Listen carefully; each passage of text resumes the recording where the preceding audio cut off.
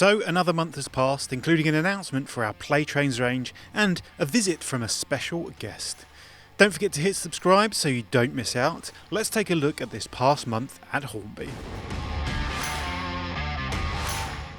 This month we announced new additions to our Playtrains range. Designed for little engineers aged 5+, our Playtrains range is the perfect way to get them started in the amazing world of model railways. We added to our lineup with a new Steam's Good Express train set, marking our first steam train in the range. The set includes an infrared hand controller that makes it easy to operate the train, complete with working lights and sounds that bring every journey to life. With a USB-C rechargeable battery-powered engine, there's no need for disposable batteries, just charge and play. Alongside our set, we also have a steam tank engine in green, so your little one can add even more train fun. Couple this with our track extension pack to expand their railways even more. Simple for children to build, the track is quick and simple to clip together, and the durable train and wagons are perfect for young hands and big imaginations. We are extremely pleased to be adding to this Playtrains range, enabling children to get started in the wonderful world of model railways. Recently we had a visit from YouTuber Peachy TT120 at Hornby HQ. I got the chance to sit down with Chris and talk all things TT.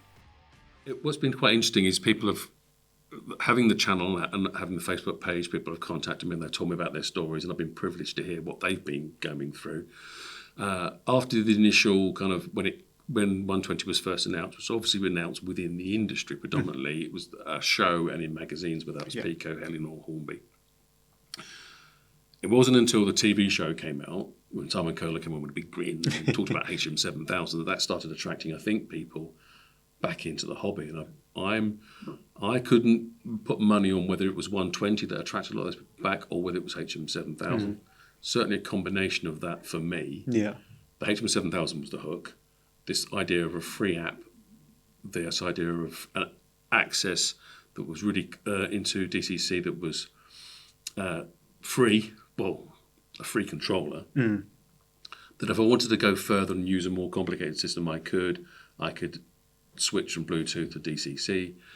I really, as a dyslexic, find the way that the on a tablet particularly, if that's laid out and I can see the words and I can see pictures, I find it really accessible, and I don't have to remember a combination of numbers, which you need to do on pretty much every other system, not every system, but on most of them. So I find that accessibility really good for me. Some people struggle with tablets and stuff, but it works for me, and I think it works for a lot. Thank you to Chris for joining me. You can watch the full interview on our channel right now. We had some great new arrivals come into stock this month, including LNER Mk4 82223 DVT. Finished in a striking LNER red and white livery, 82223 has been retained by the company as part of 10 sets, providing backup for frontline Class 800 Azumas. This LNER DVT comes with directional lighting, extra detail accessories and a 21-pin decoder socket, so you can fit a HM7000 decoder and speaker, giving it sound options. This DVT is compatible with LNER Mk4 coaches and an LNER Class 91 locomotive. GNER Mk4 82202 DVT. Finished in the stylish GNER livery, 82202 no longer exists, having been scrapped once superseded by modern Hitachi Azumas. This GNER DVT comes with directional lighting, extra detail accessories and a 21-pin decoder socket, so you can fit a HM7000 decoder. This DVT is compatible with GNER Mk4 coaches and a GNER Class 91 locomotive. Midland Pullman Class 43 HST 1-to-1 collection. Experience high-speed luxury with Hornby's Midland Pullman Class 43 HST train pack from the 1-to-1 collection. This striking Era 11 train pack depicts the Locomotive Services operated Midland Pullman train and features a powerful 5-pole skew-wound motor, NEM couplings for reliable connections and a 21-pin socket for effortless DCC upgrade. Finished in the iconic blue Midland Pullman livery, it's a standout addition to any modern layout, blending contemporary performance with timeless style. BR H-Class 044T, number 31177.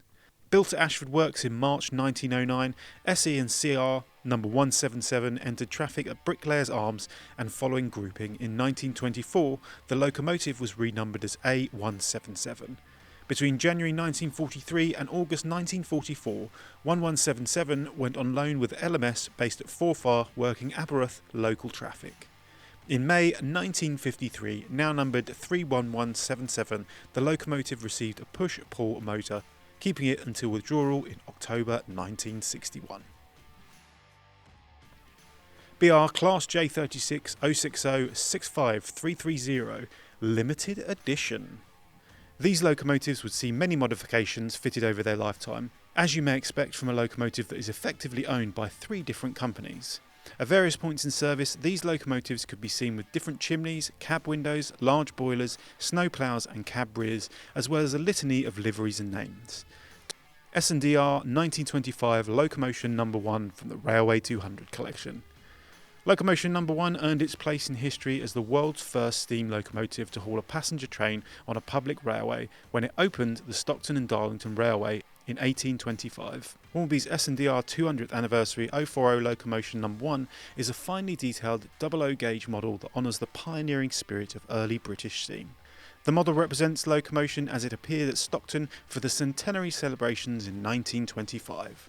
This model comes fitted with the magnetic NEM couplings for easy connections and a next 18-pin socket, but due to the locomotive's size limitations, sadly it cannot take a HM7000 next 18-pin decoder.